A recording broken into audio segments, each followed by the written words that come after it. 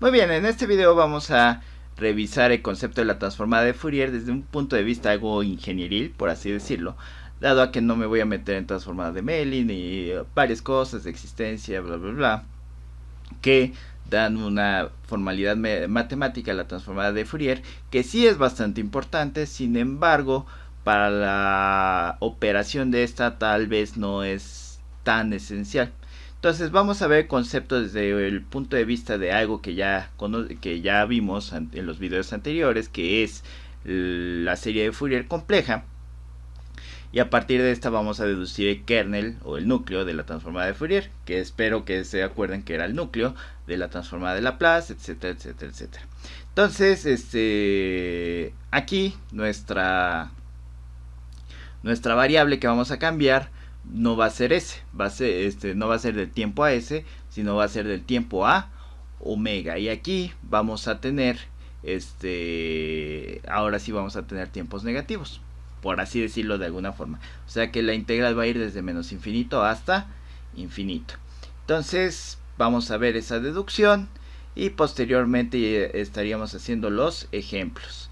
Recuerden que aquí la función delta nos va a ayudar mucho para deducir algunas transformadas de Fourier y sobre todo el hecho de que la transformada de Fourier obviamente va a tener su antitransformada, y de hecho la vamos a sacar en este momento junto con la transformada. Y a veces es más fácil uno sacar la transformada de Fourier a partir del concepto de la antitransformada que sacar la transformada directamente. Entonces vamos a eso en un instante. Pues muy bien, supongamos que ese es el espectro de magnitud de una señal dada. Nos vamos a meter con él en un momento, pero recordemos cuál es su serie de Fourier compleja. F de t va a ser igual a la sumatoria desde n igual a menos infinito hasta infinito de Cn e a la i n omega 0 d, como ya lo habíamos cambiado anteriormente, donde omega 0 es igual a pi sobre L o 2pi sobre t.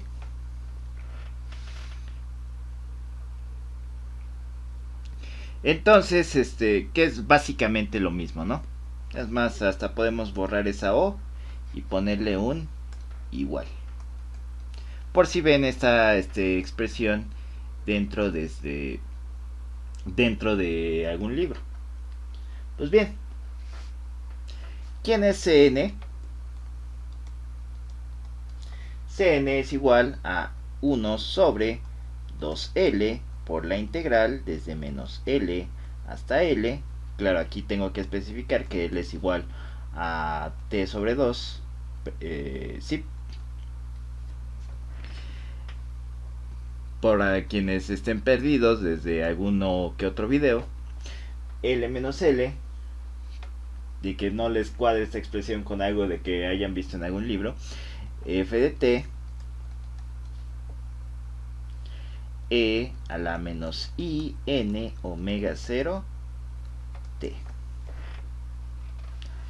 Si se dan cuenta, no estoy cambiando absolutamente nada. Omega 0 cambiándolo por pi sobre L queda exactamente como la fórmula que hemos estado utilizando anteriormente. dt. Ok, esto es lo que sabemos. La frecuencia fundamental es pi sobre L, etcétera, etcétera, etcétera. Ahora sí, pues volquemos nuestra atención acá. ¿Cómo sacamos este espectro? Decíamos, para n igual a 0, tendríamos este valor. Para n igual a 1, la frecuencia n omega 0 es igual a 2 veces omega 0, ¿cierto? Que es este valor. Y para n igual a menos 1, aquí es más, vamos a hacerlo más grande. Este es n igual a 1 y este es para n igual a menos 1.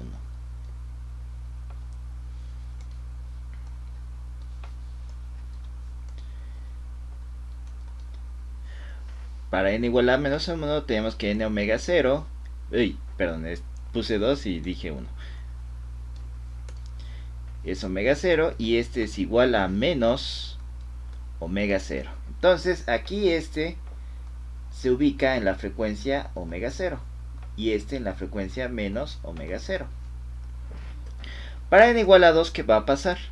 Vamos a tener que este n omega 0 es igual a 2 omega 0. Y para n igual a menos 2, n omega 0 va a ser igual a menos 2 omega 0. Entonces, tiene una frecuencia de 2 omega 0 y tiene una frecuencia de menos 2 omega 0. Este es para n igual a 2 y este es para n igual a menos 2. ¿Cuál es la distancia que separa estas dos frecuencias? Pues omega 0, ¿no? 2 omega 0 menos omega 0 es igual a omega 0. Entonces, de manera general, la separación entre dos frecuencias de mi espectro de magnitud va a estar dada, de hecho vamos a ponerla sin e 0, va a estar dada por n más 1 de omega 0 menos n omega 0. ¿Por qué? Porque quiero saber cuál es la distancia que separa inclusive este de este. Entonces, si este es n más 1 y este es n, entonces la distancia que los separa va a ser n más 1 menos n de omega 0, porque todo esto está multiplicado por un omega 0. Entonces, ¿qué vamos a tener? Que delta omega va a ser igual a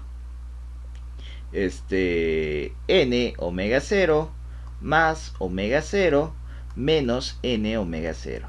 Este se va con este y que tenga que delta omega es igual a omega 0. Entonces la separación que hay entre dos puntos de esta gráfica, ya sea aquí y aquí,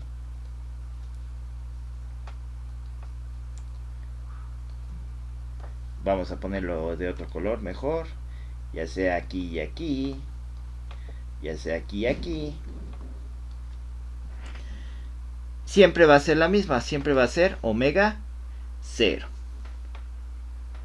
Entonces, la separación que hay entre estos depende de omega 0.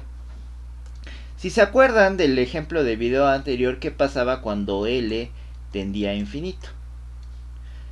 Pues si nos damos cuenta de aquí, omega 0 es igual a pi sobre L, entonces el límite cuando L tiende a infinito de pi sobre L tendría que ser aproximadamente 0, ¿cierto? Pues bien, vamos a ver cómo podemos manejar esto de una forma que nos ayude más a resolver el problema de qué hacer cuando L tiende a infinito. Que es lo que queremos hacer es sacar este espectro de magnitud en el campo, por así decirlo, en el dominio de la frecuencia. Ya lo tenemos para las series para las funciones que son periódicas, nos falta más obtenerlo para las funciones que no son periódicas. Entonces tenemos que resolver este problema. ¿Qué hacer cuando omega 0 tiende a 0? Pues bueno, pues lo que se puede hacer es lo siguiente. Vamos a borrar esto que no necesitamos por el momento. Nada, sabemos que delta omega es igual a omega 0. Vamos a jugar con las expresiones matemáticas. Primero, por flojera, por así decirlo, no escribimos esto aquí adentro, vamos a escribir eso ahí adentro. Entonces, f de t es igual a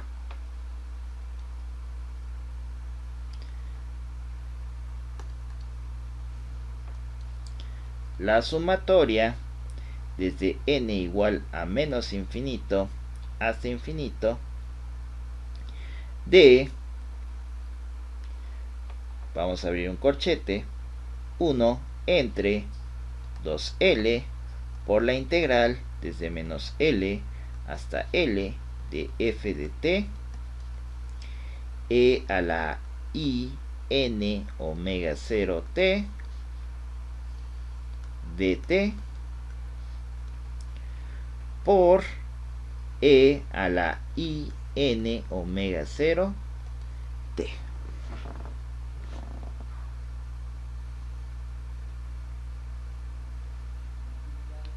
Ahora analicemos esta parte.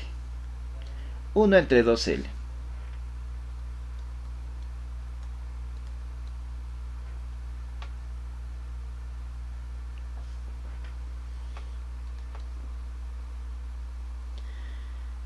Tenemos que si delta omega es igual a omega 0, entonces de aquí delta omega es igual a pi sobre L. Entonces L es igual a vamos a hacer todo el despeje si quieren.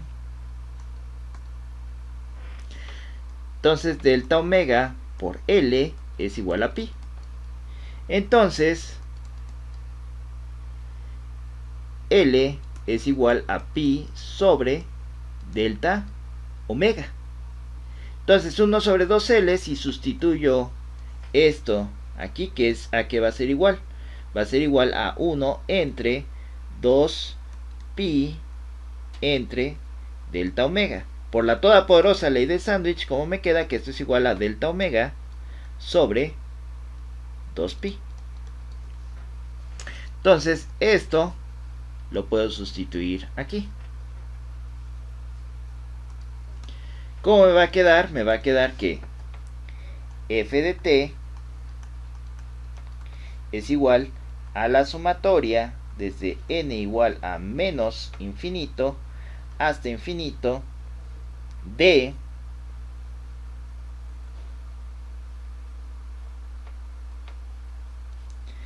delta omega sobre 2pi por la integral desde menos L hasta L de f de t e a la i n omega 0 t dt por e a la i n omega 0 t. Entonces de aquí nos damos cuenta que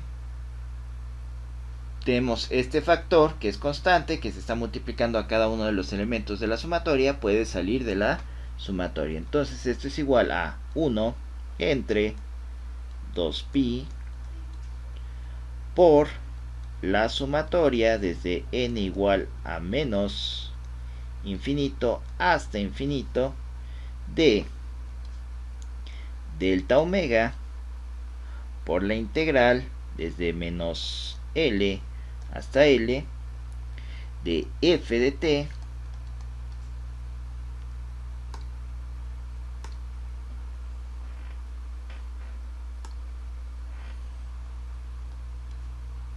parece f de t e a la i n omega 0 t dt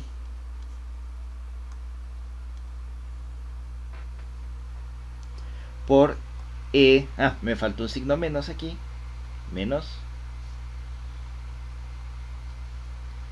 signo menos, por e a la i n omega 0 por t.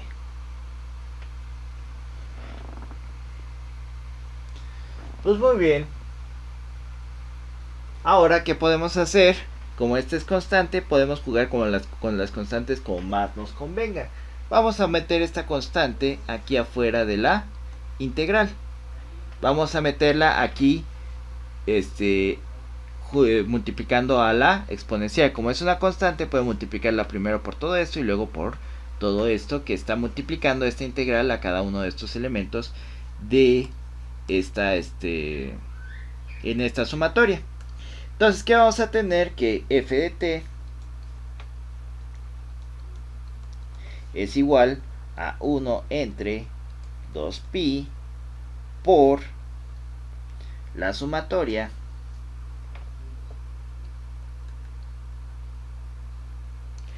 desde n igual a menos infinito hasta infinito de la integral desde menos L hasta L de f de t e a la menos in omega 0 por t de t por delta omega e a la in omega 0 por t. Pues muy bien, aquí es donde la magia va a empezar a ocurrir, por así decirlo. Entonces vamos a quedarnos con esto y vamos a borrar un poco de lo que no necesitamos. Entonces, nada más antes de borrarlo, recordemos, tenemos este espectro de magnitudes. Esto es básicamente la transformada de Fourier para funciones periódicas. Cuando la función se está haciendo no periódica, cuando la L se está haciendo cada vez más grande, que por consiguiente el periodo también se hace cada vez más grande, estos se hacen cada vez más pequeños, como se vio en el video anterior. La separación entre estos se hace cada vez más pequeños, incluso llegando a ser un continuo en algunas ocasiones. Entonces, ¿qué es lo que estamos haciendo con todo esto? Estamos buscando una forma de traducir esto que ya sabemos a las funciones que son periódicas, las funciones que tienen L tendiendo a infinito. Entonces, para ello estoy utilizando este recurso, delta omega. ¿Cuál va a ser el objetivo de todo esto? Cambiar esta sumatoria que nos pasa cosas discretas a una integral, que son cosas continuas. ¿Por qué? Porque esta delta omega se va a hacer cada vez más pequeña. Si se dan cuenta, esta delta omega es igual a pi sobre L. Cuando L tiende a 0, a infinito, esto se va a hacer cada vez más pequeño, llegando a ser una diferencial en lugar de ser una delta. Entonces eso es lo que vamos a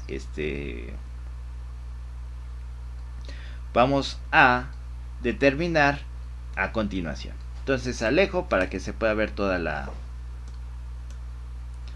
el procedimiento y en un momento continuamos. Listo, tenemos esto.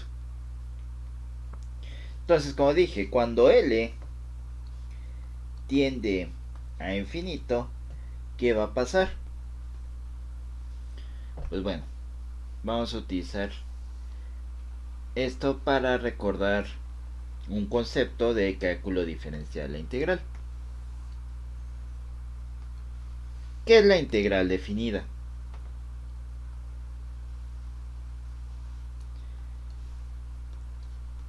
El área bajo la curva, ¿no?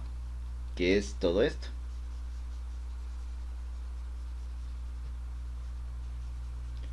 ¿Cómo calculamos esa área bajo la curva?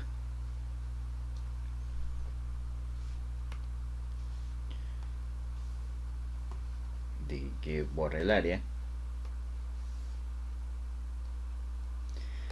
Pues básicamente lo que hacemos es dividir esto en rectángulos. Yo sé cuál es la base del rectángulo, ¿no? Es base por el área del rectángulo es base por altura, ¿no?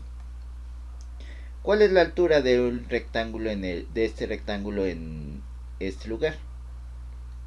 Pues lo que vale la función por aquí, más o menos.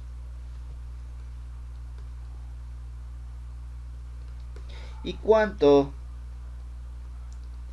vale la base? Pues vale delta. Cuando delta se hace muy muy pequeño, como por ejemplo esta línea,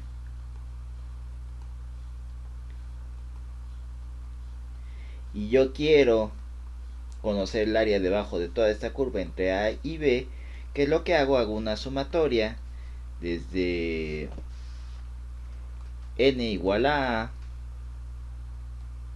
hasta B del área de ese rectángulo, que es la altura, que es f de t, de tn, por así decirlo, por el delta de x. Cuando el delta tiende a 0, esto se convierte en una sumatoria distinta, se convierte en una sumatoria alargada, que es la integral. Entonces básicamente es la sumatoria de una altura por una base, lo que nos da un área. Así, muy resumido, sin meternos en mucha formalidad de sumas de Riemann, de dónde está la altura de ese rectángulo, etcétera, etcétera, etcétera. Pues aquí tenemos algo muy similar. Aquí tenemos una base y todo esto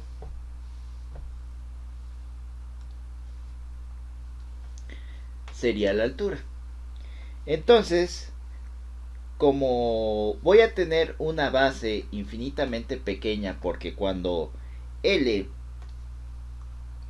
tiende a infinito, como vimos, delta omega tiende a 0, que es la definición de una de omega, entonces esto se convierte en f de t igual a 1 entre 2pi por la integral desde menos infinito hasta infinito de la integral desde menos L hasta L.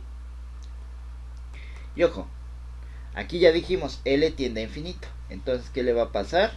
La integral desde menos infinito hasta infinito, o sea, menos L y más L,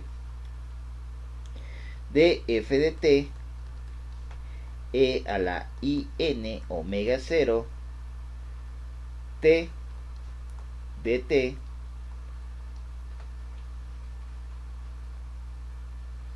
por e a la in omega 0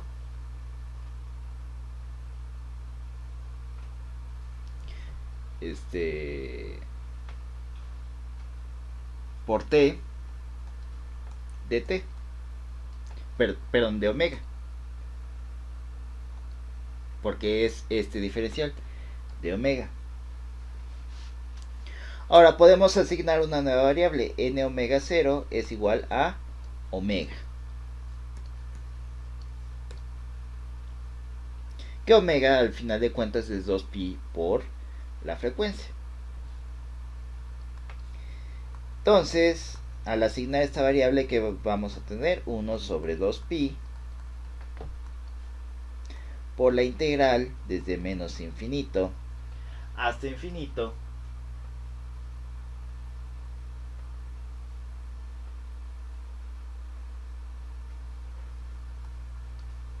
de la integral desde menos infinito a infinito de f de t por e a la in omega 0 t dt, perdón, ya le cambié la variable, n y omega t dt por e a la i omega t de omega. Y esto es lo que le llamamos una serie de transformadas cíclicas. Si se dan cuenta, aquí tengo una f de t del lado izquierdo, y esto, que está entre corchetes, le llamamos la transformada de Fourier.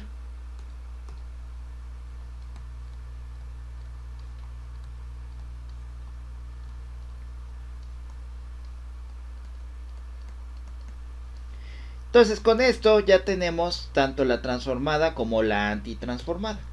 Entonces, la transformada de Fourier f de omega mayúscula va a ser igual a la integral desde menos infinito hasta infinito de f de t aquí siempre se me sigue barriendo este signo menos, f de t por e a la menos i omega t de t. Si se dan cuenta, ¿qué va a pasar en esta integral? Pues como la variable es t y t, cuando yo haga esta integral me va a quedar una función en términos de omega. Entonces, ¿quién es el kernel o el núcleo de la transformada de Fourier? Es este.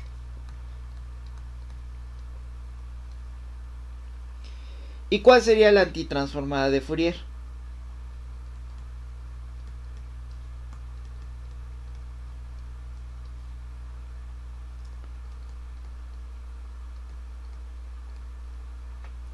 Pues todo lo que está aquí, todo esto. Porque si se dan cuenta, ¿qué es lo que nos da esto? Una función de tiempo. Entonces es f de t igual a f a la menos 1 de f de omega, que es igual a 1 sobre 2pi por la integral desde menos infinito hasta infinito de de f de w por e a la i omega t de omega. Si se dan cuenta, es como si hiciéramos una transformada de omega. Entonces tengo omega, omega y omega. Al hacer esta integral me va a quedar una función en términos de t. Entonces a esto es a lo que llamamos transformadas cíclicas.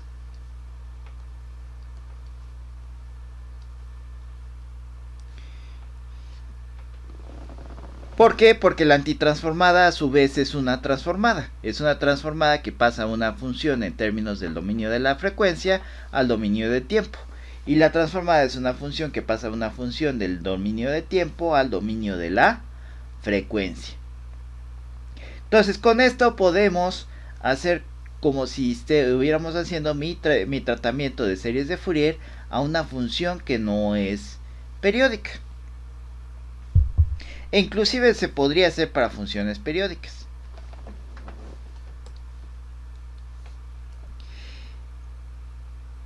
Entonces esta es básicamente la operación que vamos a utilizar.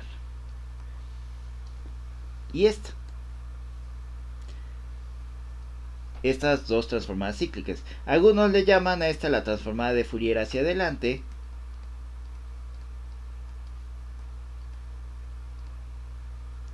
Y esta hacia atrás.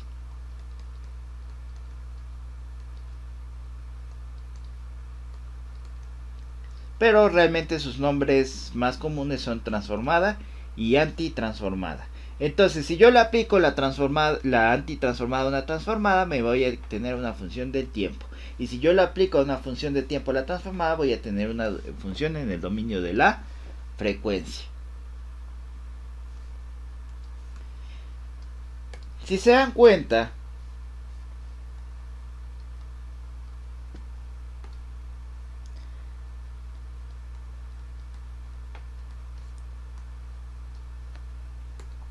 esto aquí era igual.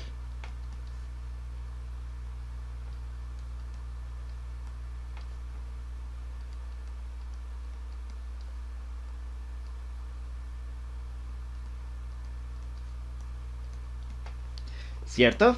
Bueno, este era 0. Con S es igual a un sigma más j omega. Un número complejo. Nunca nos metimos en la complejidad de este número.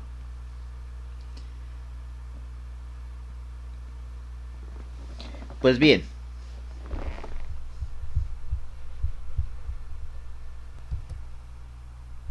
si recuerdan, a esto le llamé la transformada unilateral de Laplace. Existe la transformada bilateral de Laplace, que es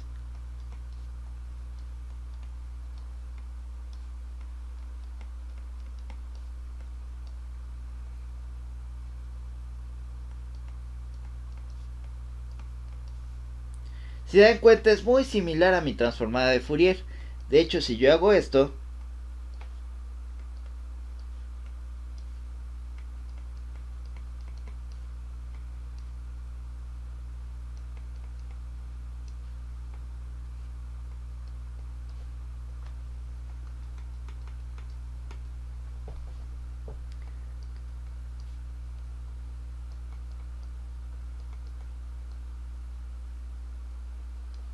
y bueno, cambie la variable compleja j, perdón, he estado usando i, vamos a ser consistentes.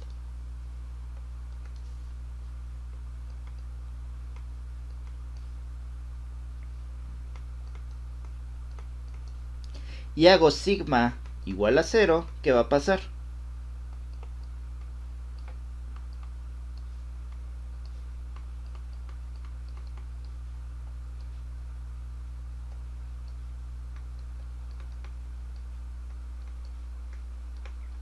Pues llegué a la transformada de Fourier, ¿no? Pues eso es lo que nos dice la relación que hay entre la transformada de Laplace y la transformada, bueno, la transformada bilateral de Laplace y la transformada de Fourier. De hecho, la transformada de Fourier se puede ver que como un caso especial de la transformada de Laplace. ¿Qué nos dice la transformada de Fourier? ¿Qué información nos da? Nos da la misma información que nos da la serie de Fourier. ¿Qué componentes de senos y cosenos tiene mi función dada? Si tiene una componente de senos o cosenos, esto lo va a detectar. ¿Qué me dice la transformada de Laplace? Si aparte de la componente de senos y cosenos tiene alguna componente exponencial.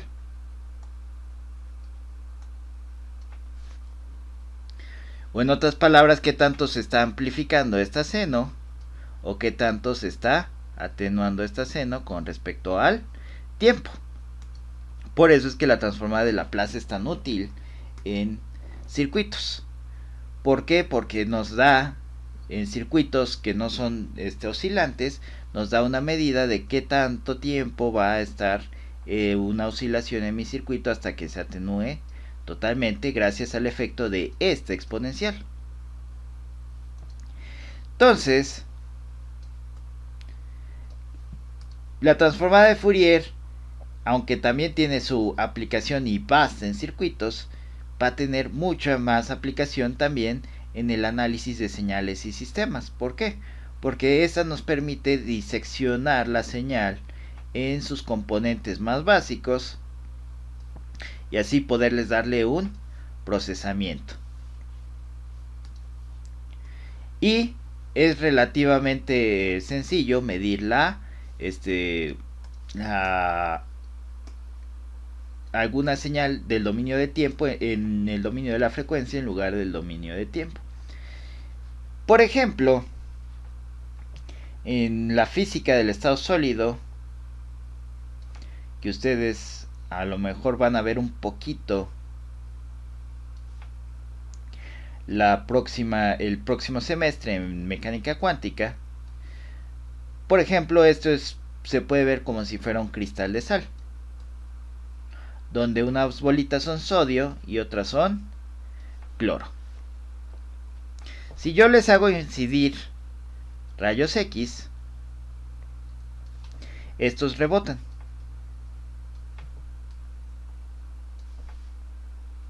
Dependiendo de la frecuencia en la cual entre en resonancia con mi red. Y yo lo que veo en mi instrumento es puntitos. O una gráfica con unas deltas, que vamos a ver cómo se relacionan esas deltas con la serie de Fourier, con la transformada de Fourier. Pues bien, si yo tengo deltas, quiere decir que mi serie, la cosa que yo estoy estudiando es periódica. Igual si aquí yo veo puntitos en su representación en 2 dimensiones. Si yo veo aquí un continuo, quiere decir que mi cosa no es periódica, que tiene algunas deformidades aquí. Por lo tanto, mi serie de Fourier ya no es una serie propia de Fourier, ya es una transformada de Fourier. Y lo que voy a ver en el instrumento va a ser un continuo. Pues esa es otra aplicación de la serie de Fourier. Y la serie de Fourier, la transformada de Fourier, está implícita en varios aspectos de la física tradicional que no serían muy fáciles de estudiar si no existiera esta operación, la transformada de Fourier. Existen problemas de calor, existen problemas de mezcla, existe una infinidad de problemas que se requiere el análisis mediante Fourier. ¿Para qué? Para poder encontrar esas componentes, esas componentes que tal vez me importan más que si se estén atenuando o no. Con la sola presencia de esa componente yo puedo dar más, puedo conocer información del sistema. Entonces de ahí radica la importancia de la transformada de Fourier. Y la transformada de Fourier, pues qué es lo que, una vez más, qué es lo que nos da la misma información que nos dio el espectro de magnitud de la serie de Fourier compleja, pero para cosas que pueden ser inclusive no periódicas. Entonces tenemos una operación que nos ayuda a analizar señales en el dominio de la frecuencia y poder hacer cualquier procesamiento después con ellas. Entonces vamos a ver algunos ejemplos, de menos un ejemplo ahorita de la transformada de Fourier de una señal, y después vamos a ver más ejemplos y vamos a ver qué propiedades tiene esta operación que nos permiten resolver tanto ecuaciones diferenciales como circuitos eléctricos.